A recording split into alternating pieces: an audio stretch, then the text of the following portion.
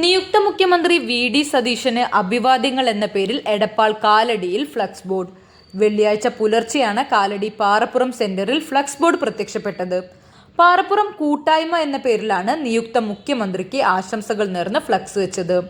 എന്നാൽ ഫ്ലക്സ് വെച്ചതിന് പിന്നിൽ ആരാണെന്ന് വ്യക്തമല്ല. പ്രദേശത്തെ UDF നേതൃത്വത്തിനോ പ്രവർത്തകർക്കോ ഇത്തരത്തിലുള്ള ഫ്ലക്സുകളെ കുറിച്ച് അറിയില്ലെന്ന് നേതാക്കൾ പറഞ്ഞു. കോൺഗ്രസിനകത്ത് വിഭാഗീയത വളർത്താൻ ശ്രമിക്കുന്ന ചിലരാണ് ഇത്തരം പ്രവർത്തികൾക്ക് പിന്നിലെന്നും ഇത്തരം പ്രവർത്തികൾ ചെയ്യുന്നവരെ കണ്ടെത്തി നിയമപരമായ നടപടികൾ സ്വീകരിക്കുമെന്നും നേതാക്കൾ പറഞ്ഞു.